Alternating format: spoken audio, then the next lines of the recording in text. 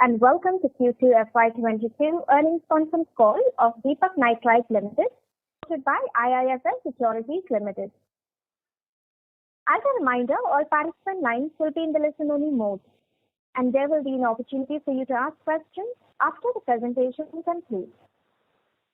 Should you need assistance during the conference call, please signal an operator by pressing star then 0 on your touchtone phone. Please note that this conference is being recorded. I now hand the conference over to Mr. Nishit Solanki from CDR India. Thank you, and over to you, sir. Thank you. Good afternoon, everyone, and thank you for joining us on Deepak Nitrite's Q2 and H1 FY22 earnings conference call. We have with us today Mr. Maulik Mehta, Executive Director and CEO, Mr. Sanjay Upadhyay, Director Finance and CFO, and Mr. Somsekhar Nanda, Deputy CFO. We will begin the call with opening remarks from the management team, followed by an interactive question and answer session. At the outset, I would like to clarify that certain statements made or discussed on the conference call today may be forward-looking in nature, and a disclaimer to this effect has been included in the investor communication shared with you earlier. To begin, Mr. Maulik Mehta will share views on the operating performance and the growth plans of the company, followed by Mr. Sanjay Upadhyay, who shall take us through the financial and segmental performance. The results documents have been shared with you earlier and have also been posted on company's website and exchanges. I now invite Mr. Mehta to share his opening comments. Thank you, and over to you, sir.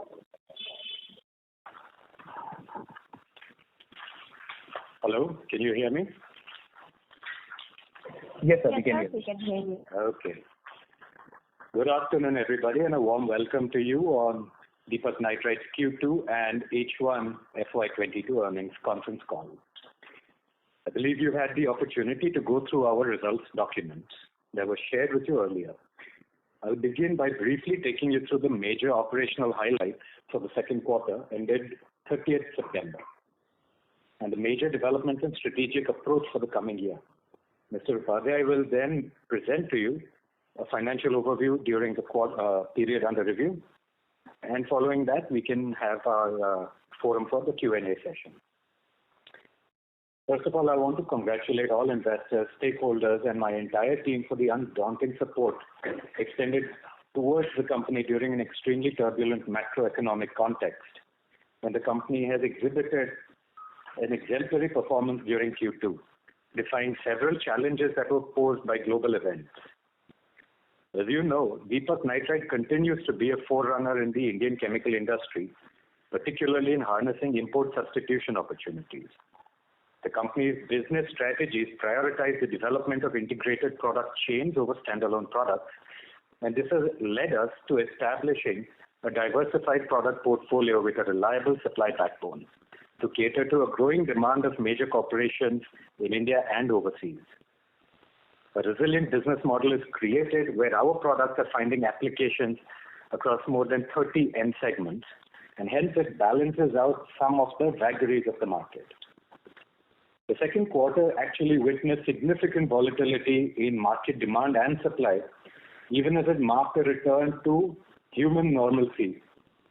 In commercial and industrial operations across the country following the second wave, there was a contrasting environment. At the start of the quarter and towards the end, COVID was at its peak at the end of the first quarter, but the economic downturn and the market sentiment was very low in the beginning of the second quarter. Many industries adopted a wait-and-watch approach, were not stocking materials. There were sharp continued increases in the cost of raw materials, utilities, and especially logistics. However, things started improving around mid-quarter with a robust demand pickup and better realization in spite of many of these challenges. The company saw to it that all its plants were run efficiently at optimal capacity. The quarter saw volume growth across all the segments. Amidst this rapidly evolving backdrop, we focused on managing supply chain constraints and leveraged operational excellence to help mitigate the worst of the volatility. It's been an excellent performance by our team, given the confluence of factors.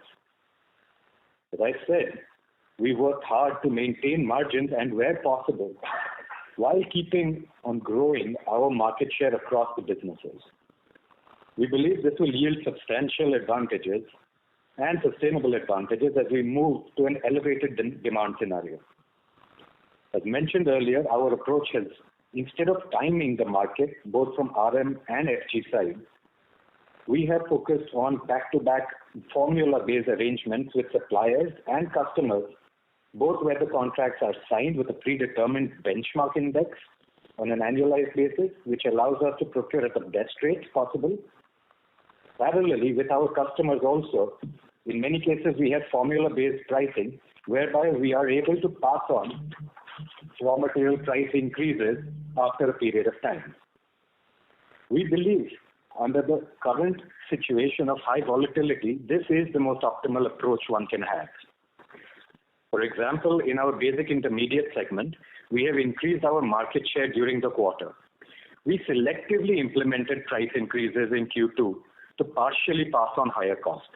As a result, we have witnessed strong growth in volumes and have been able to strengthen our customer relationships.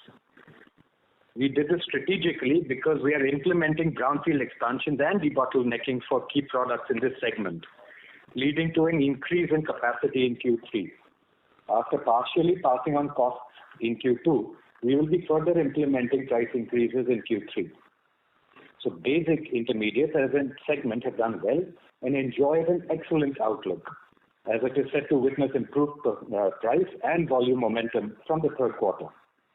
Moreover, basic chemicals has been rebranded as basic intermediates, since the products now integrate towards a greater value addition to our existing and potential customers. For the fine and specialty chemical segment, we were able to demonstrate resilience and supply planned volumes to committed customers despite the challenges on ground.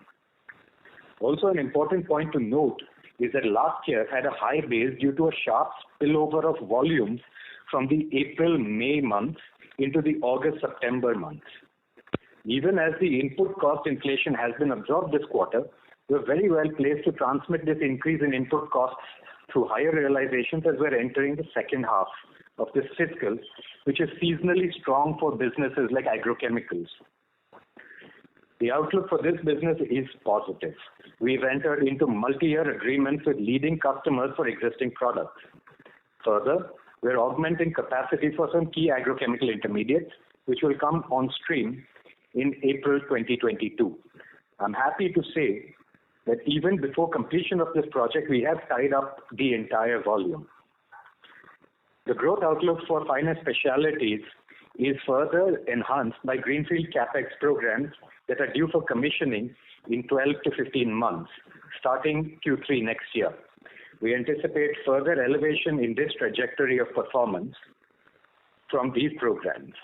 A large majority of the new production is formula linked with pass-through pricing.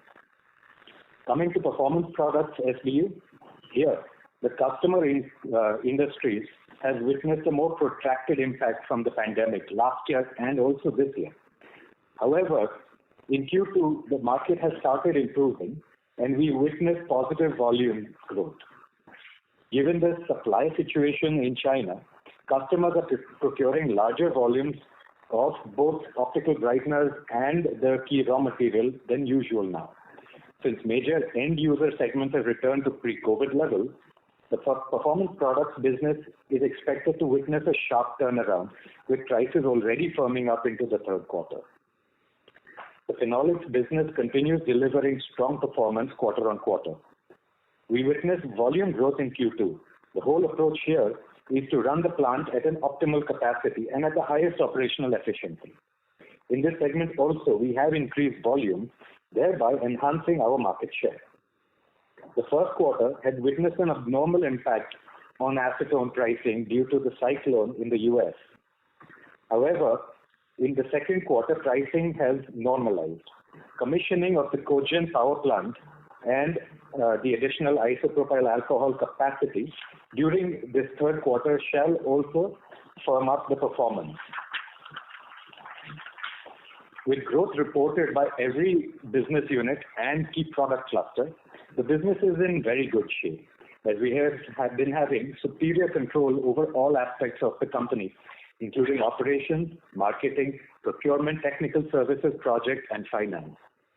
I would take this opportunity to state that at this challenging time of talent management, attrition has been negligible, and the right talent force is in place and motivated to work with the company to take it to the next level. Even as we have pared debt and maintained dividends, we have been able to strategically deploy cash flow into growth projects which will further improve the business proposition. This includes the brownfield project and debottlenecking for key products in the basic intermediates towards the end of the third quarter. There will be an enhanced capacity for agrochemical intermediates coming on stream over the next 6 to 8 months. New agrochemical intermediates further of 300 crores that we have already announced in our new site in Dahej, expected to be commissioned in H2 of next year. And we are, as I mentioned, expecting to commission IPA2 to manufacture 30,000 tons of additional capacity and a 29 megawatt cogen plant during this current quarter. Over and above, the expansion program for phenol and acetone downstream products of 700 crore will come into force as was informed earlier. All of these projects will also enable us to progress further up the value chain, delivering both volume and value gains across operations. For me, the key takeaway in Q2 is how efficiently our teams have navigated through very challenging circumstances to deliver sustainable outcomes, having control over all aspects of business. We're moving in the right direction to become a diversified chemical major where we maintain our stalwart position in existing products and further innovate to develop new products and platforms.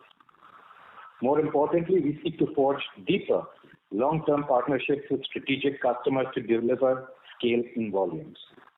While doing this, we will continue to focus on process intensification and operational excellence. One such example is our medium-term partnership with one of the world's largest agrochemical majors for supply of a key intermediate. As you may know, Deepak Phenolics is expanding the IPA facility and enhancing its utilities to add new downstream solvents. These solvents are largely employed in the life sciences paints coatings industry. The company aspires to be a world-class provider of solvents that are ideally integrated with its diverse product portfolio. In key achievements across the quarter, Deepak Nitrite was awarded the Best Compliant Company for the codes under responsible care by the Indian Chemical Council. Deepak Nitrite also received the Divya Bhaskar Pride of Gujarat Award for the most responsible company. Moreover, Deepak Foundation was awarded the Time CSR Award 2021 for Project Sangat. To conclude, we continue to remain focused on maintaining our agility that enables us to seize opportunities arising from swift changes in the industry landscape. With contributions from upcoming brownfield expansions and greenfield projects with value-added forward integration, we will reinforce our competitiveness and position across value chains. Thank you. I would now like to hand over the call to our CFO, Mr. Sanjay Upadhyay, to address the forum and take you through the financial performance. Thank you, Maulik, and good afternoon.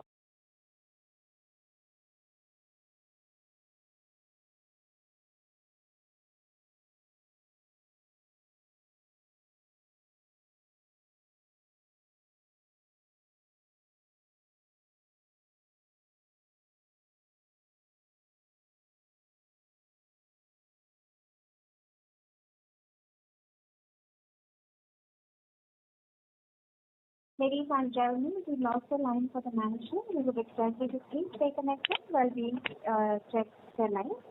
Ladies and gentlemen, request you to please continue to hold the line. Thank you.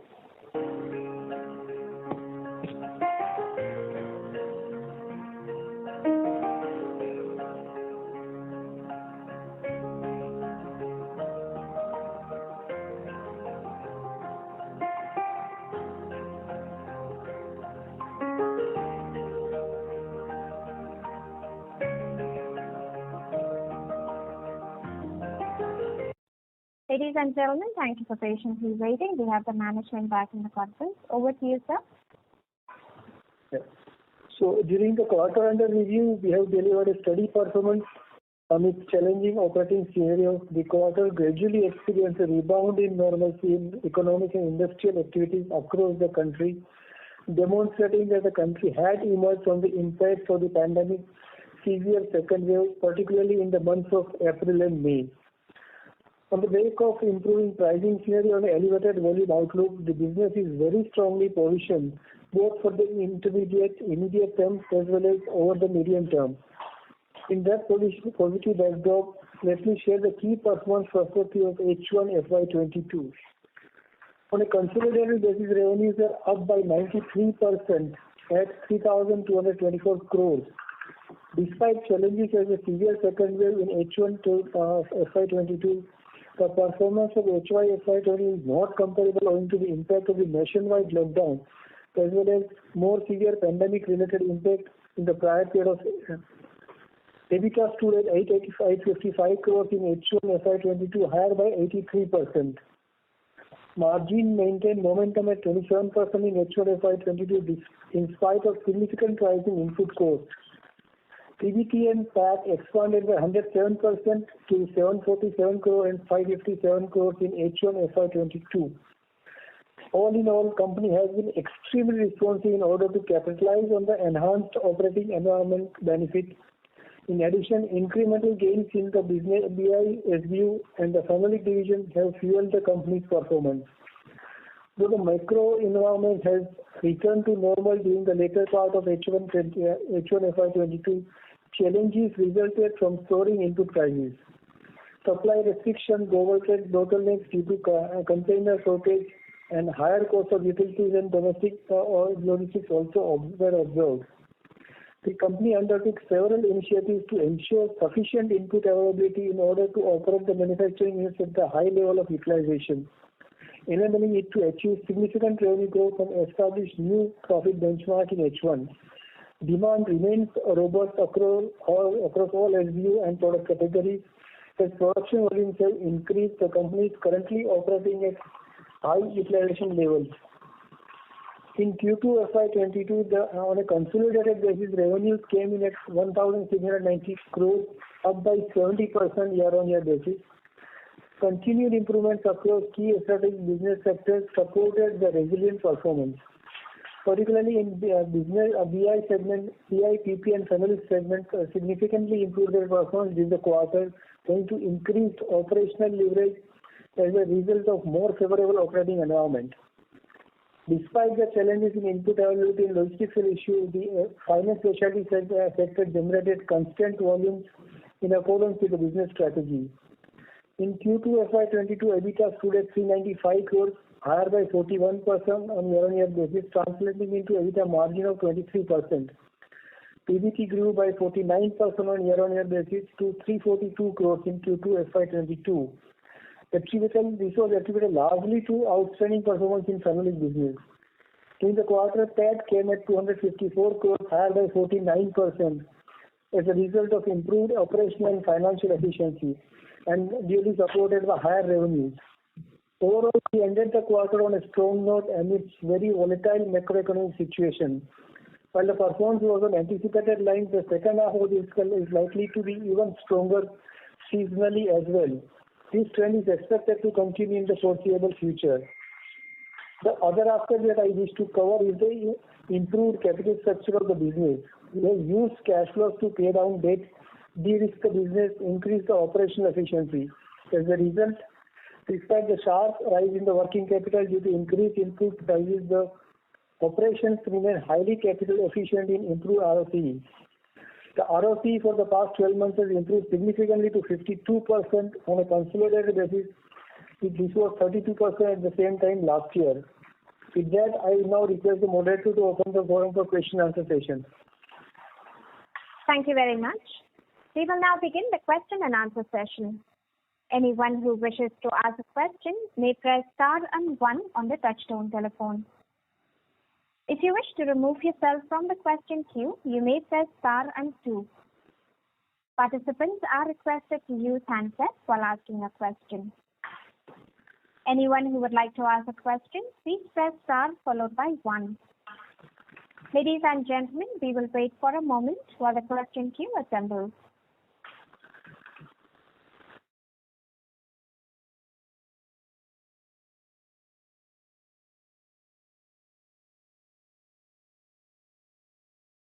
Anyone who would like to ask a question, you may press star followed by 1.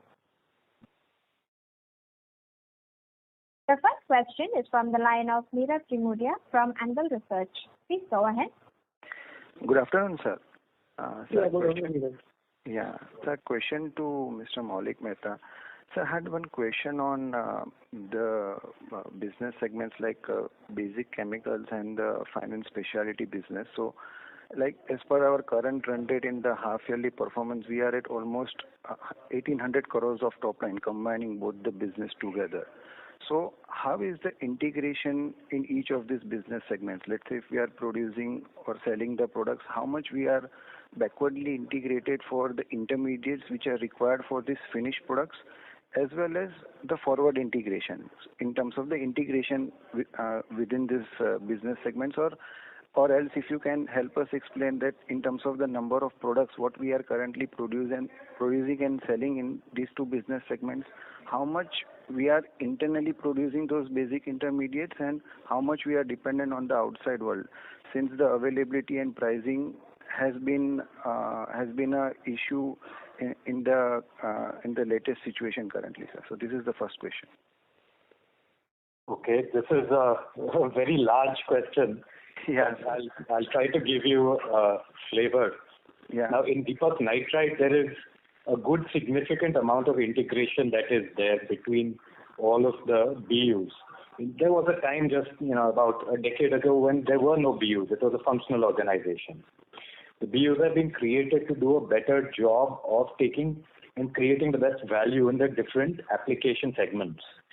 So, what I can tell you is that whether it is in basic intermediates, whether it is in specialties, or whether it is in performance, the key products, the downstream, wherever we have gone downstream, that intermediate happens to be a key product. Now, there may be other raw materials that are imported or that are bought from the outside, like acids or like petrochemicals or caustic soda, things like hydrogen and all.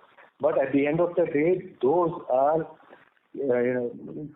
gases or acids or whatever that are used to react our upstream products, which we also sell into the market again downstream.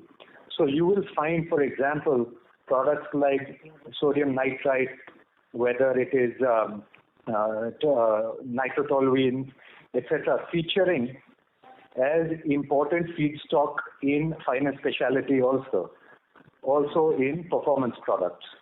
So between Deepak Nitrite products, there's a very tight integration. Deepak Phenolics today is a standalone company which makes 3 products. Moving forward into the new company that we have already discussed earlier, there will be a tighter integration between Deepak Nitrite products and downstreams, Deepak Phenolics products and downstreams. I'll also mention one last point. Integration very often is not only about products but also about processes and plants. So where there is a possibility of creating high level of fungibility, we have gone into developing new products so that the same plant, as and when required, can also be used to manufacture something which is a different starting and ending product in a different segment, but has overlap of the process and the plant assets. So, sir, a related question to this would be in terms of the brownfield expansions, what you have been doing for the finance specialty business, as well as some of the debottlenecking exercise, what you mentioned in your opening remarks. So, the new products which would come into the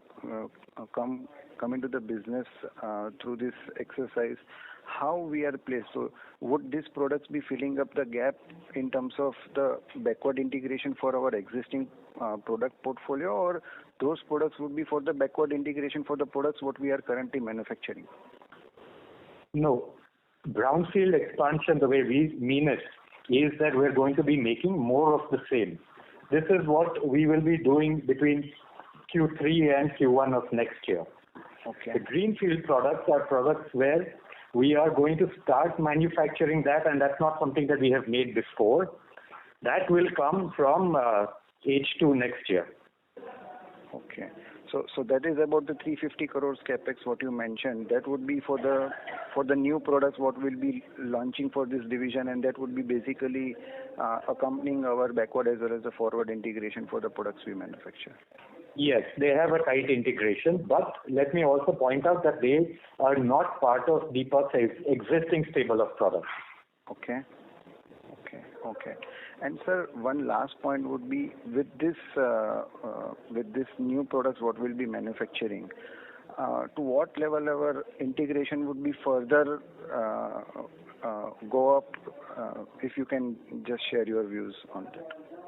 See, when we choose a particular product, what we ask ourselves is, why should we make it? What is our unfair advantage?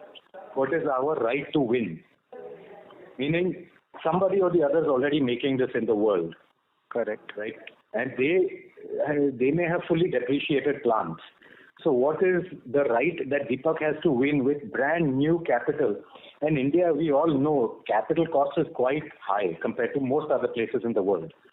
So we have to have overwhelming reasons why Deepak should be the right company to make this. Now, it could be many.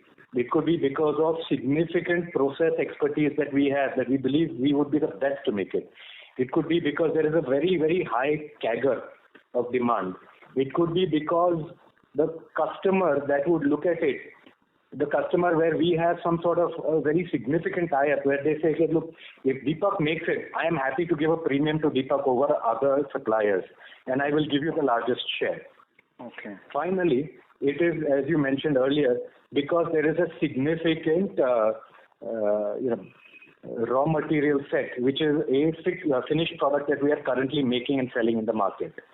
Any of these, we give weightages to all of these, and we need to have several of these in the green for us to take up a project. And when we go into investing into a brand new product, normally that would mean that at least 2, if not 3 of these are very much in the green, and that there should not be any major alarm bells. So we get all of the products that we're talking about right now. We have been in deep conversations with customers. In most cases, we have a very, very significant part of our plant production already tied up in formula-based pass-through pricing. Okay. So now moving forward, the investment risk is low, and our operational competency is high. The products that they require are products that we are very familiar with. Correct. Neeraj, one point I would like to mention here, as your question was very valid. See, this business, Deepak Nitrite business model, though we have 3 SBUs like fine and specialty, bulk and PP, but all the SBUs are interwoven, so to say. It's only integrated. The product goes from one segment to another. So sometimes when people question that fine and specialty this margin for 27 ka 25 क्यों हो गया, this and that. Sometimes what happens that one segment, one product is doing very well in DC, but same product finds application in SNS. So SNS margin is bound to go because we transfer at the market price. Correct. So this is bound to happen, but one should not see like this. It's overall EBITDA margin we look at rather than looking at one particular SBU in one particular segment, because it's all fully integrated business. Each segment finds application in other segments. Correct. So this thing would be to look at the overall business rather than just splitting that into this SBU and this product, and so it doesn't make much of a sense. Though outside market, of course, they will look at it, but that's the reality of the business. Correct. And so in terms of this capacities what we will be setting up and going into operation, how quickly can we utilize the capacities fully? And if you can mention the asset turnovers too, that would be helpful, sir. See, normally our asset turnover will be 1.75. It's somewhere between 1.5 to 2, but you can take an on average 1.75. Okay. And we have announced the project, like if you include the phenolics also, to the tune of around 1,100-1,200 crores. Over and above that, some debottlenecking and as Maulik was mentioning. So around 1250 crores capacities are there lined up. So we are very excited. You will see the results one by one. Like some expansions are for BC is coming in next quarter itself, or this quarter. And every quarter you have something or other. The phenol IPA and this is also starting now, the cogen plant. Yeah. So every quarter you have some new thing coming up. So business is on a very sound footing, as Maulik was also mentioning, because the existing products are doing really well, and on top of it with these all expansions, and we are taking all corrective steps, whatever is required to deliver a performance which everybody appreciates. That's all I can say. Absolutely, sir. Thank you so much for answering the question in detail, and festival wishes to the entire team. Yeah. Same to you, Neeraj. Thank you. The next question is from the line of Abhijit Akella from IIFL. Please go ahead. Yeah, thank you, and good afternoon, gentlemen. Just a couple from my side. One was on the growth projects that you've talked about. So there's a very full pipeline, it seems, of projects across all the segments. Just wondering if there is one aggregate capex number that we can share for that we are executing over, say, the next couple of years. What is the total capex outlay that we are planning, across all these segments combined? We have today we have already announced around 1,200 to 1,300 crores, and there are others in pipeline, and it will be a significantly large amount. I won't say it will be a small amount, but to give details, it will be a little difficult at this stage. It makes you would be rather holding it to let it be cleared by the board and then announcing, rather than just giving a number. But then I can tell you with confidence a lot of projects are there in pipeline, a lot of opportunities for the business as such, both in phenolics and nitrite. No doubt on that. Sure. And just to clarify on the phenolics capex, you just mentioned about 1,250 crores. Previously, we had talked about 700 odd crores in the solvents. So this 1,250 crore number includes the IPA doubling and the power plant. Is that correct, or is there something else also included? I don't know, Abhijit. The point is 700 crores is in phenolics, 500 crores is in Deepak Nitrite, including the debottlenecking and everything. Plus the IPA and this I am not counting at all, because this I am considering everything is already done. That if you include that, it will be 1,500 crores. Okay, got it. And in addition to that, of course, we have debottlenecking at the basic intermediate segment, which is coming up this quarter. Plus, we have within the next 6-8 months, we have the agrochemical intermediate debottlenecking as well. Yes. Also, I can tell you from Deepak Nitrite side, not phenolics, but nitrite side, most of these investments, the customer base and the volumes have already been tied up. That's great. That's heartening to hear. Second, just on the margin outlook, we've seen some dip in the margins this quarter, as we've seen across the entire chemical industry, actually, because of these rising input costs and logistics costs. But you did talk about, the increase in certain prices, product prices, such as, for example, in performance products. So in that context, could you please share an outlook for how you see margins trending across the various segments over the second half of the year and beyond?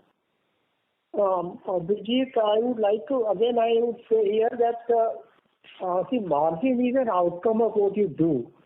As a strategy, we believe that optimal utilization of the plants are very key. Like in phenolics, now if you take for example phenol, last quarter we had 31% and this time it is 22%. Are we saying that margin is bad? You see the top line growth, you see the overall growth in the business. Somewhere margins are getting into a wrong thing. We have to focus on absolute number rather than focusing only on margin percentage.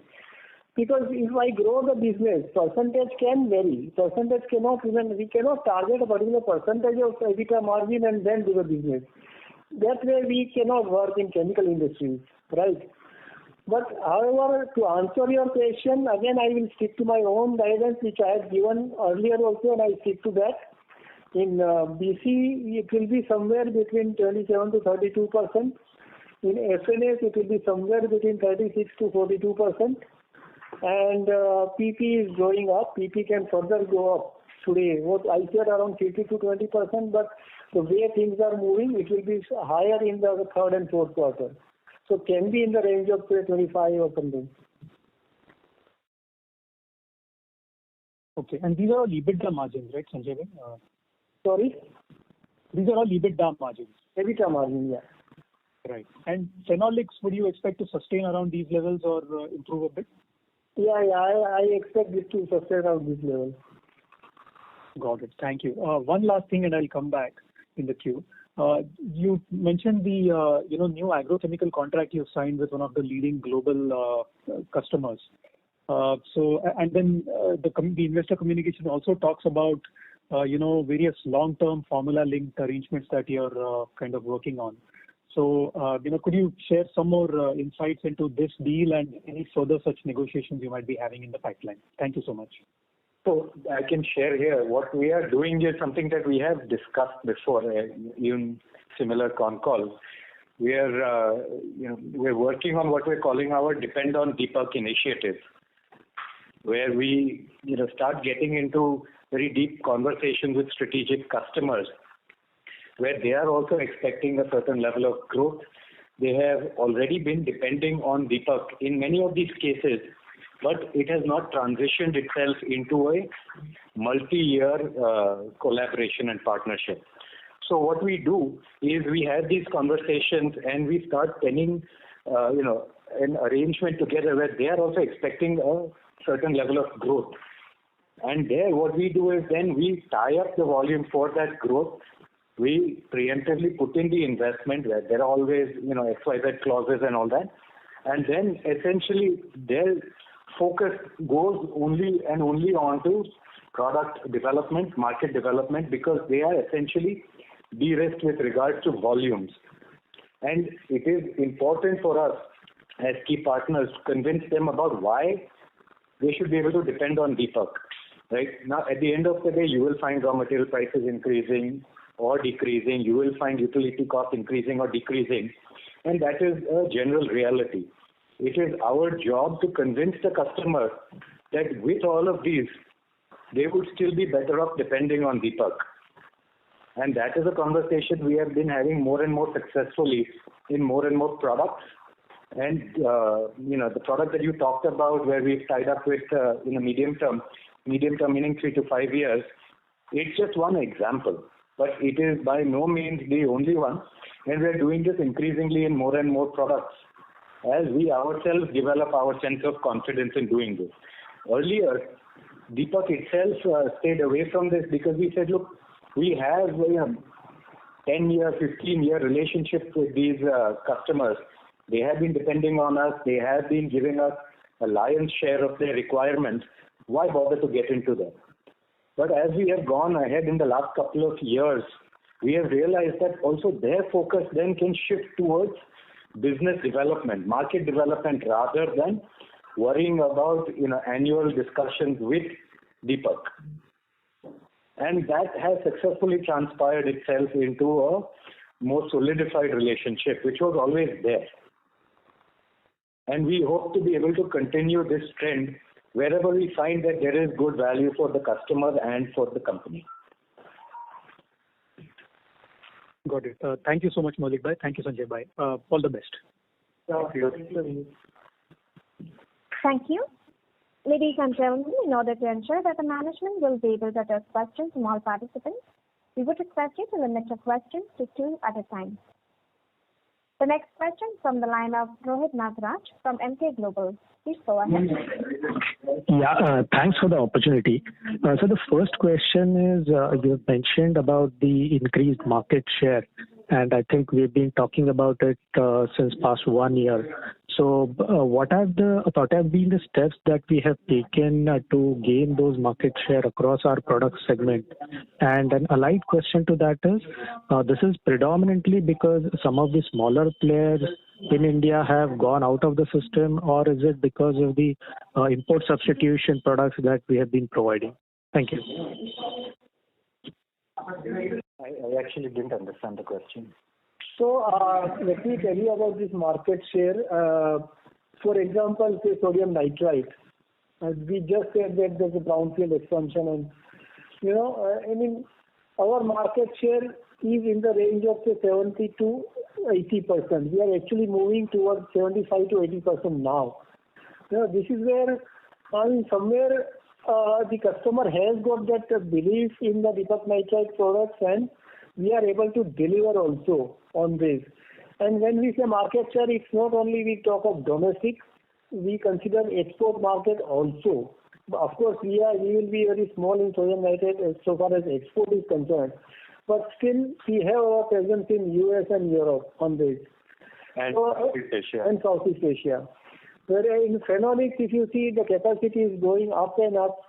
And every time earlier we felt that we will be having 60 or 65% of the market share. Today, because the market has expanded, we are still at 60-65%. But still, we are having enough opportunity. We go on increasing our production.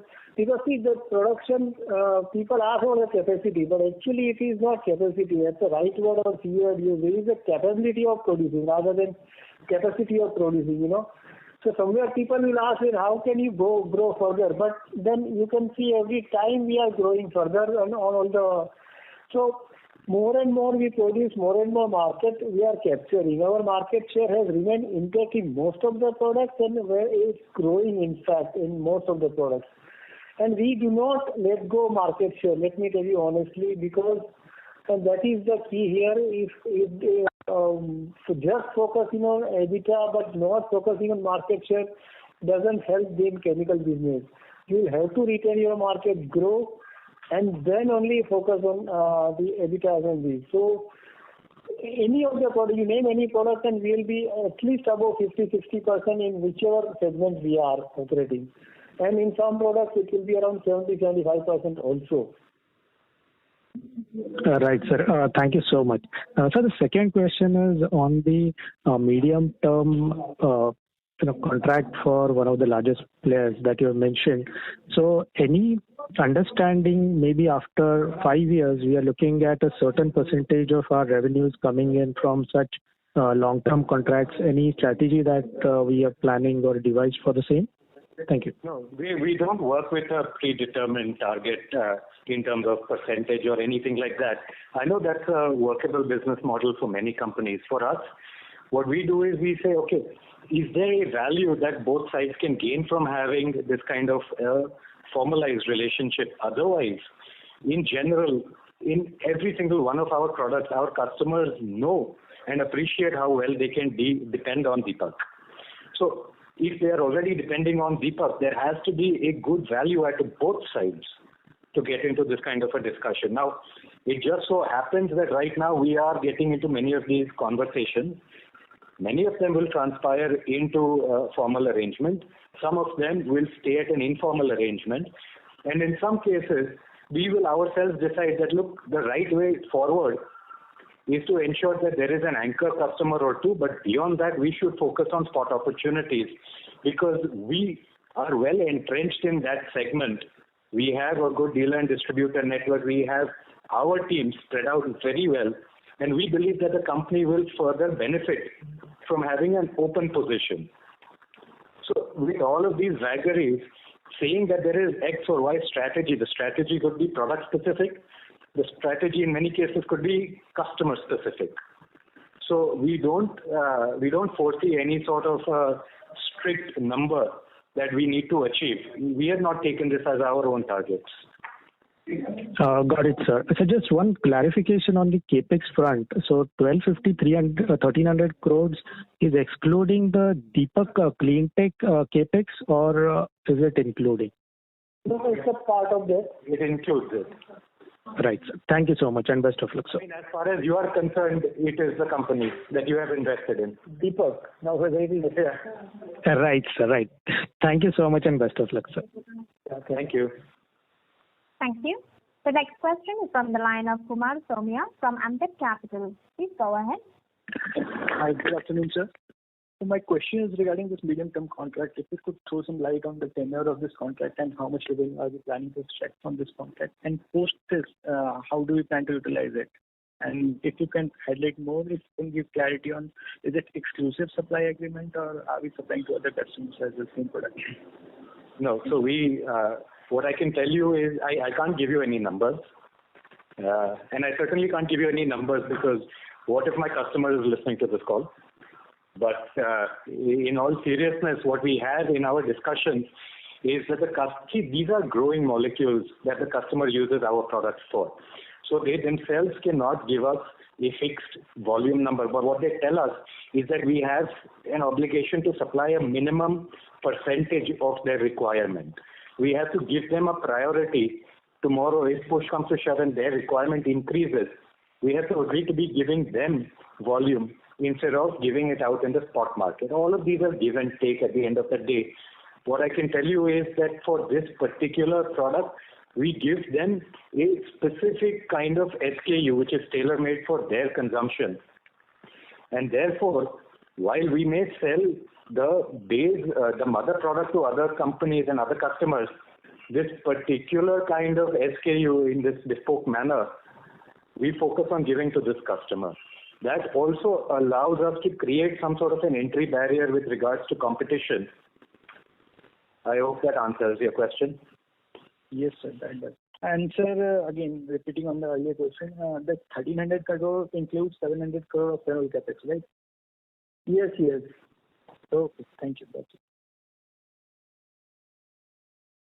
Thank you. The next Once question. again, we'll just highlight that this is what we have announced so far. This is not the end of it, but this is what we have clearance from the board to be able to tell the shareholders. Thank you. The next question from the line of Naresh Vaswani from Samiksha Capital. Please go ahead. Yeah, my first question is on the prices of phenol and acetone which are imported right now. Sorry to interrupt you, Naresh. May I request you to speak on the handset mode, please? Your audio is not very clear. Hello, am I audible now? You're audible, sir, but there's a slight echo. So if you can come on the handset, it will be great. Thank you. Yeah, now am I audible? Please go ahead, sir. The pricing of phenol and acetone which are being imported, right? This is what we are able to in the domestic market. So how much difference is it because these they go the imports increasing and in what kind of spreads do you see the spreads compressing in coming quarters? That was my first question. Your voice was not clear. One was pricing. What is that you're saying?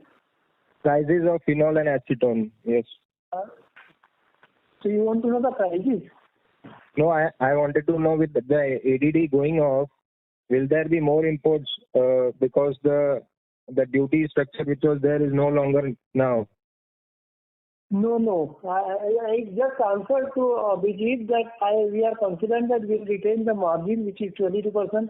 Again, I am not sticking to one figure, but it will be somewhere between 20 to 22% margin we will be retaining. There is no question of anti-dumping affecting us or nothing like that. Yeah, what I can share is anti-dumping from one country or another. Phenol is like water.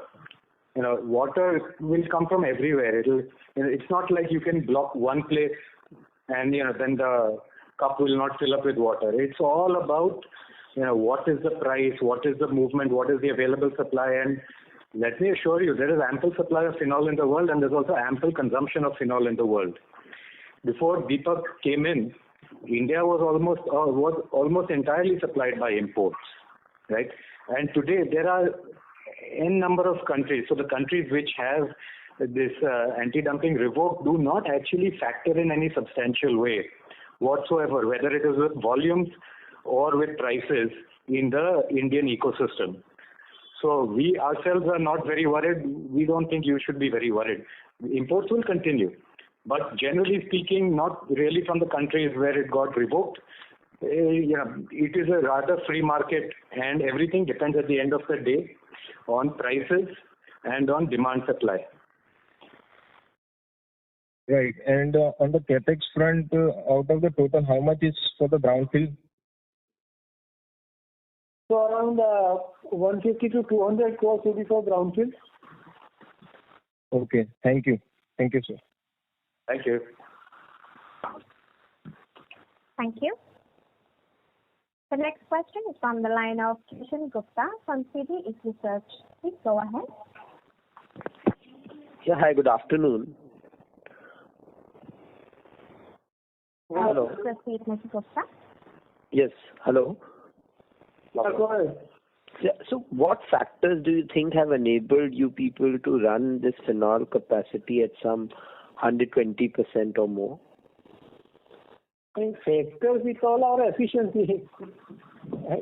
And we have got a very good technical team, all I can say. I just say this dialogue, what he said, capacity is a namesake, capability is more important, And we like that idea that yes, we can do it. Actually, for us also, this has been very, very good learning. As Mr. Upadhyay said, we should focus not on talking about the nameplate design capacity. In fact, when we began this project, we didn't have a lot of money, we didn't have a lot of land. We had to do what best we could do with what we had. Just area of constraint. And then getting a good handle on how to run the plant, we ourselves learned that as long as we minimize the peaks and the troughs and we focus on, throughput, the more peaks, the highs and the lows that you have, the lower the throughput can become. But when you streamline it to make sure that, it is homogeneous in that sense, you put in the right kind of advanced process controls, and you have to ensure that efficiency is the name of the game here. You automatically find that there are, new kinds of ceilings that you are able to find. Frankly speaking, when we started running the plant, we ourselves thought that 105, 108% of the capacity is the best that we will be able to do. And in fact, right now we have gone far, far in excess of that. And even then we're finding that if we make this small change here, this efficiency improvement there, we can further improve the throughput. So if you ask us if we have reached our ceiling, no, we haven't. And we've learned from past experience, as Mr. Upadhyay said, that the ceiling is in our mind. We have to focus on improving capability. We will improve the output automatically. And as we do this, we amortize the fixed cost over a larger and larger base. So essentially, can you replicate this for other businesses or other plants as well? That's challenging ourselves. We have been doing that regularly. Otherwise, the growth. This question. No, I'm talking about over 100%. I'm talking about over 100%. Yeah, we have done it successfully in a couple of other products. We ask ourselves that question: why can't we do it everywhere? And the short answer is, it's easier to do when it is a continuous plant. But that does not mean that we are resting on that answer. The job that operational excellence has is, process intensification, do more with the same. And we've significantly improved in many of our products. We are working on others. We have not, raised our hands in failure yet. So the job for us is not done, it is ongoing. And somewhere it will need some small capacities also. It's not that it's always free. Like debottlenecking, when we are saying there will be some investment.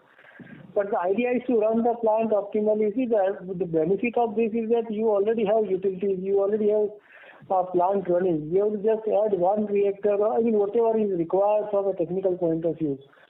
Or you can use the same thing for the higher utilization also. So this is where the key lies. So do you think you people have some sort of competitive advantage in running this phenol plant at this utilization, or others can also do it? I don't know. Others have not demonstrated yet. We have demonstrated. Not globally? global players have not been able to demonstrate that? I mean, see, we can't answer that because this is not what we spend our time asking ourselves. But what I can tell you is, no, you can always compare and know, how you're talking about the efficiency, right? You're talking about efficiency. So we're just trying to understand, how efficient you are to compare to others for this business. But as you have seen our own performance, why compare with somebody else? When we have said our capacity is 2 lakh tons, and today we are selling and producing more than 230 to 40 lakh tons. I mean, what more you want? Why compare with somebody else what he is doing? We are doing our best and we are doing reasonably well. That much we can say. Okay, thanks indeed. Thank you. The next question is from the line of Dhruv Muchal from HDFC Asset Management. Please go ahead. Yes, sir. Thank you so much. So the first question was, I was doing this math for your RM cost for the phenol business. What I was doing was consolidated minus the standalone should effectively give me the phenol business, largely the phenol business numbers, if I'm not wrong. And if I look at the RM cost after doing this math, the RM cost in the phenol business has increased significantly, versus if I look at benzene and propylene prices, they have not changed much. This is, I'm referring the Bloomberg benchmarks for benzene and propylene on a QOQ basis. So what could be driving this? I'm just trying to understand that. What could be driving the raw material cost, or what could be driving what could be driving the significant increase in raw material cost on a QOQ basis, which is not suggested by the benchmarks? It could be probably the lag that the 1Q price, the 4Q prices are now reflecting. I'm just trying to understand what could be this. Yeah. So first of all, the prices that we pay for our raw materials are not always exactly the same as the published prices. It's dependent on our discussion with the supplier. It could be based on a previous month, or it could be based on an average of a quarter or something like that. It's different for different. Similarly, what I can also say is that at the end of the day, we of course do also consume, for example, hydrogen, and between these key raw materials, there are also other smaller raw materials that are there that do play a role. It's not like they are completely absent. Mm-hmm. Sure. No, the only thing was the increase seems substantial. So I was just wondering, is it primarily to do with the lag impact, or is there something else? The lag is understandable, but I was just trying to understand, is there anything besides the lag? See, the prices of benzene have gone up. The volumes are going up. You can't see. The problem is that we can't take an absolute number and then arrive at some numbers, because there could be stock as mentioned. One point which you may not have considered, or if you have, I don't know. Would you have considered the cost of utilities? No, so I was referring just to the RM cost. 50%. Just benzene has gone up.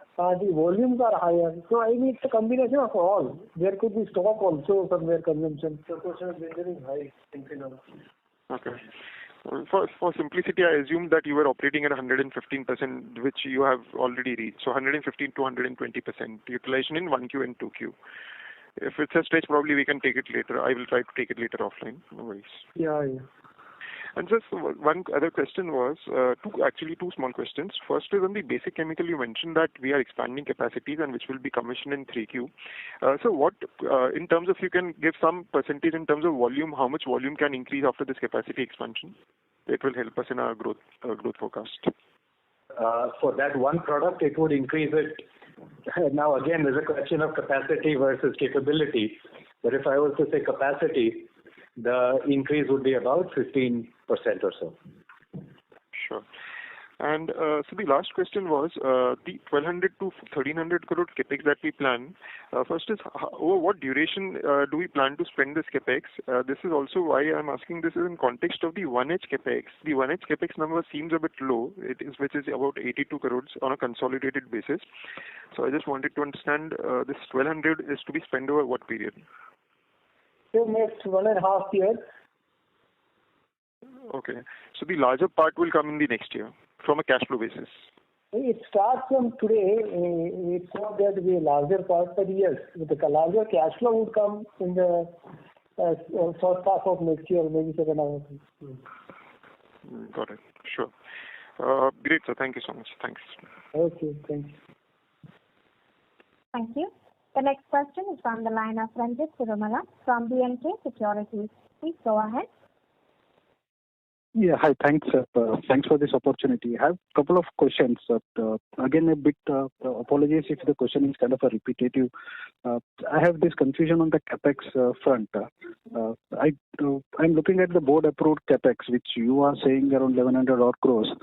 And on record, we have this 700 crores on the phenolics and 300 crores to 400 crores on the Deepak Nitrite. Though we have to consider it as a company, but it would definitely help us if we can provide a bit of granularity with the three different companies that we would be having.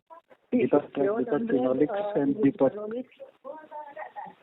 Sorry, sir? 700 we have announced in Deepak Phenolics. You must have read that. Yes. 300 to 330 in Deepak Nitrite, which is announced.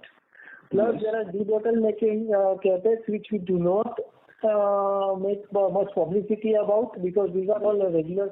We believe this is a normal feature. What we spend could be in the range of 150, 175 crores. Okay. Plus, we have, I have not added the other things like IPA and which are already there, which itself is around 250, 260 crores. Okay. So there are several things which are not, no announcements are made because these are all, we believe is a routine thing which we, in any case we do it. So 50, 60 crores debottlenecking, we don't make an announcement, but overall it is in this range. Yes, but these announcements are not including Deepak Clean Tech. So we also kind of alluded that we would be doing some capex in the Deepak Clean Tech as well. So I was looking at that particular figure. We answered just a few minutes back. Deepak, this is a total capex. Yes. 700 is phenolics and 400 is Deepak Nitrite. So that is Deepak Nitrite, but that is Deepak Clean Tech, around 300 to 350 crores.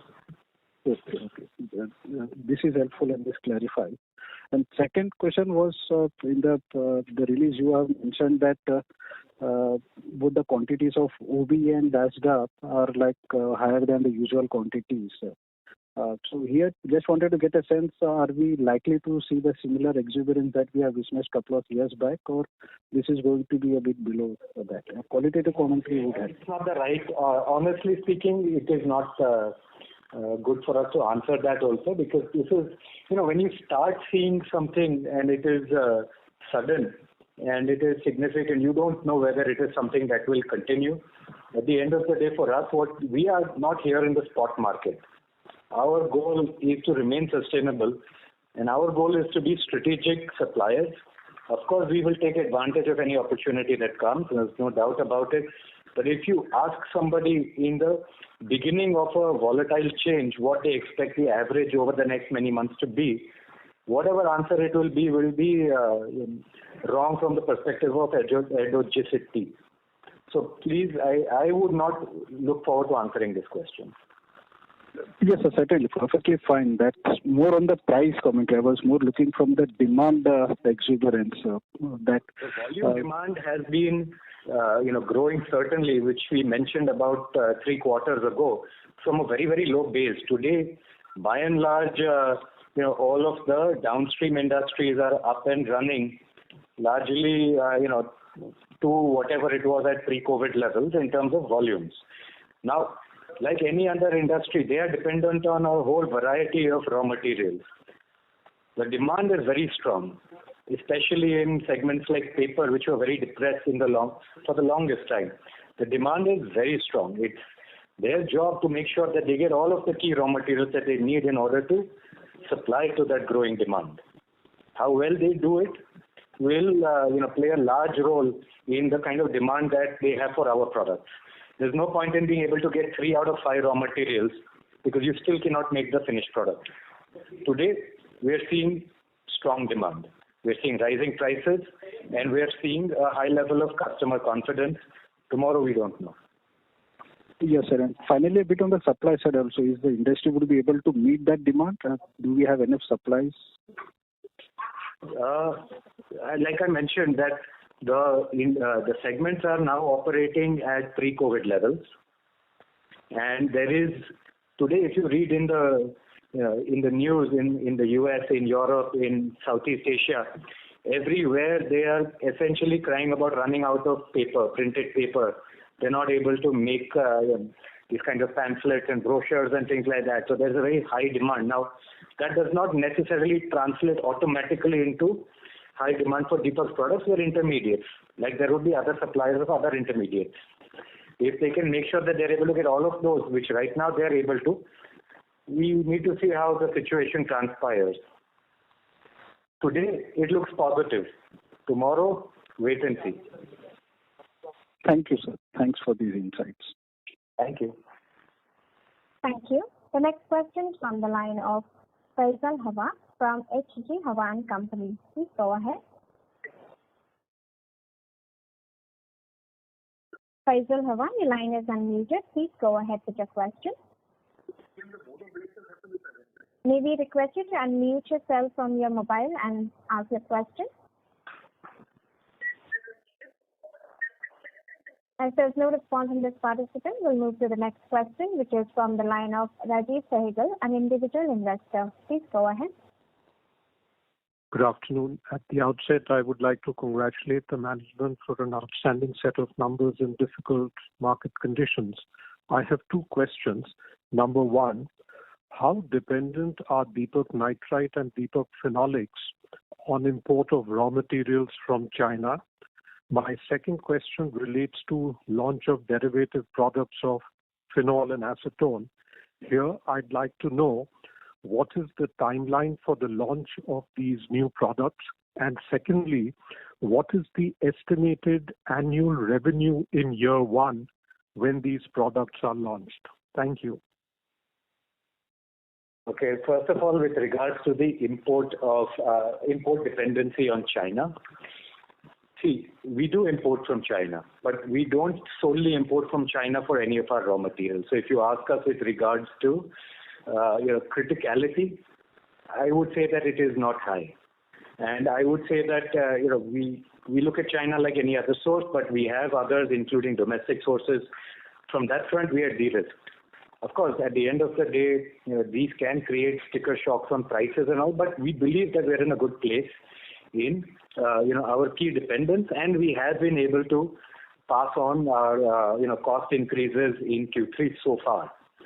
Now, with regards to the revenue growth, etc., of the new products, what Mr. Upadhyay mentioned is that you would target something between about around a 1.5 odd asset turnover ratio. So that would give you a good indication. And but if your question is specifically about year one operation, you can take 70-75% of utilization. Yeah, I had two questions here. Number one, what is the timeline for the launch of these derivative products of phenol and acetone? And secondly, how much incremental revenue would these derivative products give you in year one of the date of their launch? So to answer specifically, timeline will be 1.5 years from now. Okay, and first year operation will be, say, you can take, of course our target will be to take 100%, but you can take safely 75% of utilization. So if the revenue is 1.5, then accordingly you can calculate. So just to clarify, when we say asset turnover, we talk about incremental revenue. We don't talk about cannibalized revenue as well. So that we are able to make anyways without making an investment. Fine. Thank you. Thank you. Thank you. The next question is from the line of Jay Bhatija from JV Investments. Jay Bhatija from JV Investments, your line has been unmuted. Please go ahead with the question.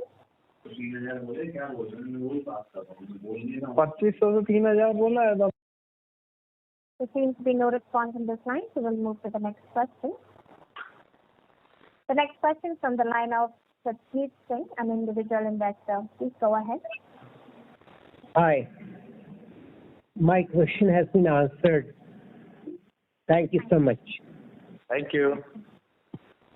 The next question is from the line of Venkat Rao, an individual investor. Please go ahead.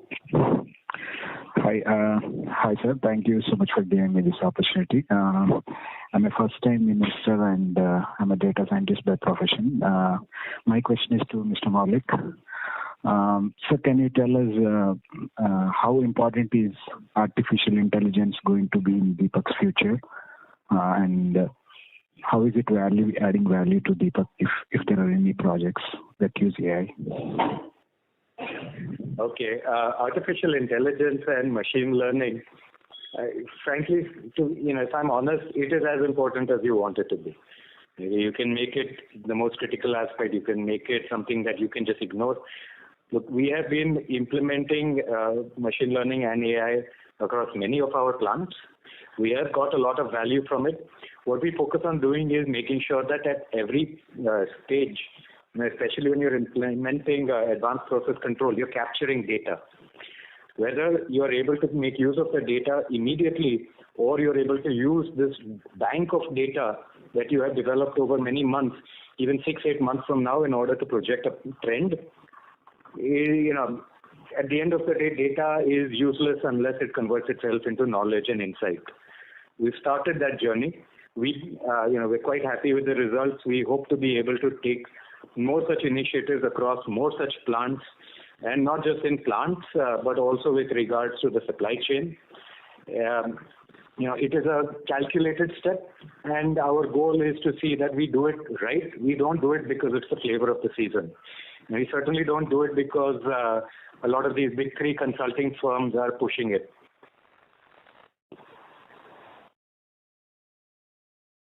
Got it. Thank you, sir. Thank you. Thank you. Thank you. The next question from the line of Gaurav Singhal, an individual investor. Please go ahead. Hello, sir. I'm audible? Yes. Sir, just one question. You had explained on last call about fine and specialty chemicals and how it's dependent on global situation of shipping. Just wanted to understand if that situation is improving, because we have been seeing continuous, not much, but there is over last 3 quarters there has been decline in sales. So is that situation improving? So, I asked this question to the logistics head before this call because I anticipated it. And very happily he told me this situation is now not getting worse. Okay. That's good enough. So clearly, I'll just highlight one thing. See, right now, it's well known that there is some sort of a production and therefore a supply constraint for material coming out of China. Some of these reasons are decision based. Some of these are consequence based, and therefore China being that very high center of gravity in terms of material movement across the world, when that reduces its trading, you will therefore immediately find a knockdown availability of ships to the rest of the world, including India. Today, therefore, the situation seems less dire than it was a few months ago. Now, even when after a couple of quarters China comes back, and in what form it comes back and how that affects the freight, we don't know.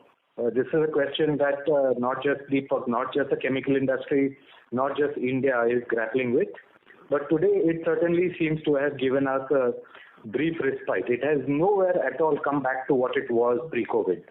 So let's just be clear about that. Prices are still elevated, but supply has improved.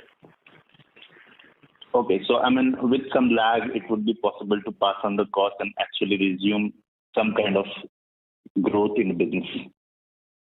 We were hoping so, but again, I have to warn that this is still an evolving situation.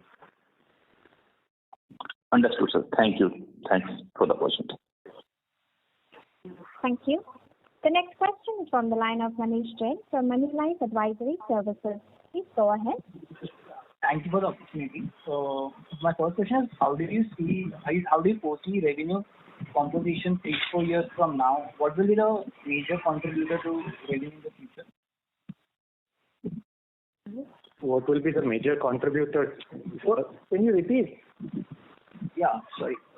How do you foresee the revenue composition 3-4 years from now? It'll be good. No, the revenue composition, like what will the major growth major revenue driver will be? It's difficult to project. No, frankly speaking, we're making investments in all the segments. We're expecting growth so far in all the segments, and we remain bullish. Now, the journey from now towards the next 3 years, there's a lot of new strategic moves that we will be making that we would not have made many years ago, and that will actually dictate a lot more. So, for example, we are looking at getting into an entirely new segment like that has been announced, for example, with solvents. So today, we have almost no place in this other than some small volume of acetone and IPA. But what we're going into are downstreams, more value-adding solvents. How we are able to leverage this and develop a business model which is allowing us to take a larger share and more value-enhancing share will factor into how we take our strategic business decisions with regards to, business unit structure and some such. So, it's a journey for us. We will get into announcement, but, you can safely say that across all of the engines, we are expecting some or the other level of growth over the next year, 2 years, 3 years. Okay, understood. And secondly, what is the capacity utilization across business segment today? Now, if you ask us capacity utilization or capability utilization? Both you can do it. Actually, this question is not very relevant because across the segment, everywhere we can increase the capacity and we do that regularly. So if I tell you we are running at 90%, but that doesn't make much sense. We will grow, to answer your question, no doubt, on all the segments, all the fronts. You will see, as I mentioned in the last call also, you will see completely different Deepak Nitrite from 5 years from now. The last 5 years back also we had said that our chairman has said in one of the meetings, I think it was FICCI or I don't know which one. Somewhere he said that this question of what is your growth, what is your vision? He said, I want to reach, say, $1 billion turnover. Now, that was absolutely, at that time our turnover was maybe 1,200 to 1,400 crores, and he was targeting 6,500, and at Touchwood, I think this year will touch 6,500. So you see, this is what it is. 4 or 5 years back, we made some steps, we took some steps, we have delivered, and we actually, as a company, we deliver more than what we promised. That is accepted truth. So here also you will find a completely different Deepak Nitrite after 4 or 5 years. Have patience and trust us for whatever steps we are taking. That's all I can say.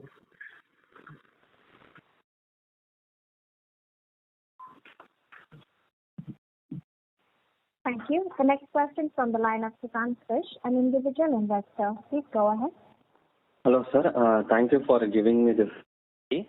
So my first question is related to the revoke of anti-dumping duty recently by our ministry.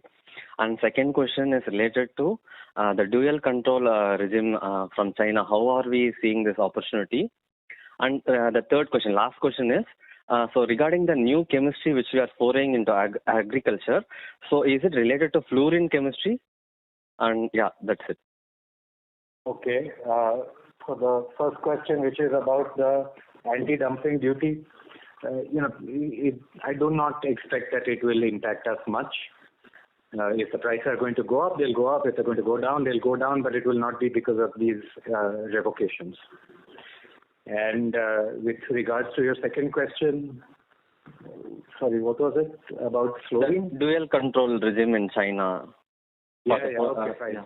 So with regards to dual control, I think there is a value to the investor community in studying the dual control policy. For what it's worth, the policy has been in place over the last year as well. They have just been implementing it far more strictly right now. And we believe that they will continue to implement it strictly definitely up to the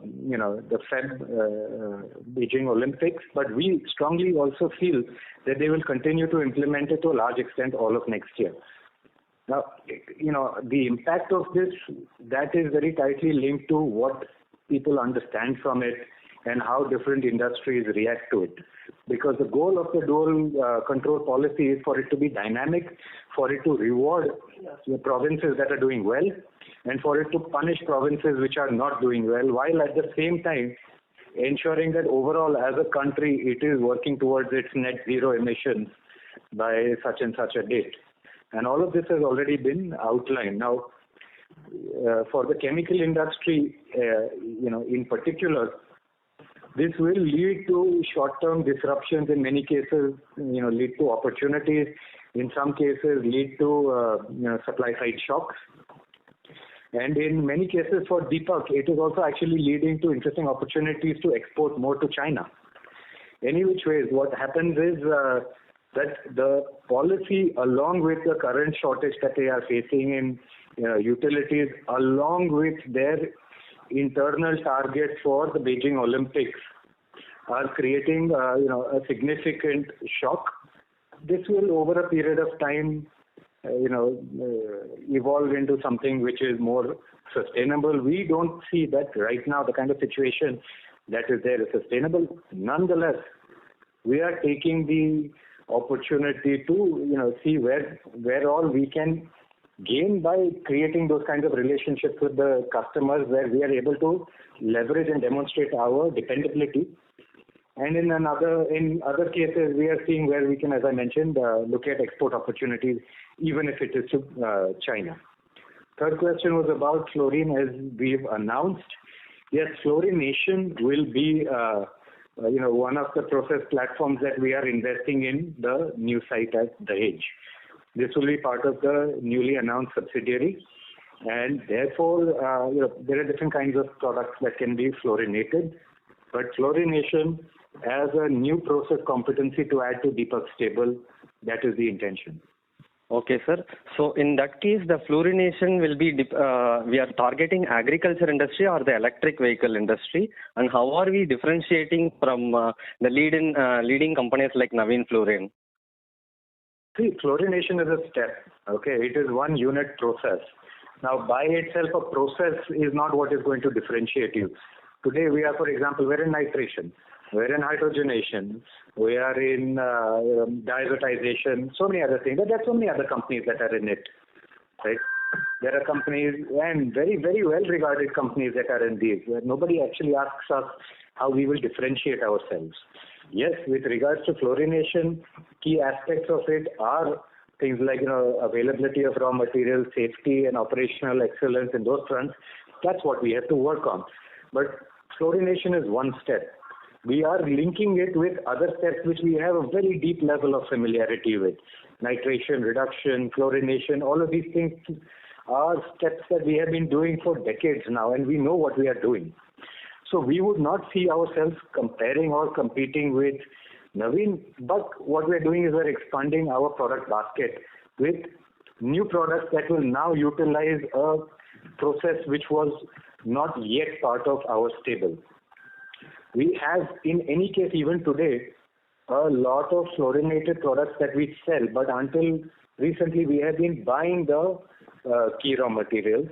Now we will not only make some of those key raw materials, but we will be making other products which, as of right now, will find their application in the agrochemical and the pharma spaces.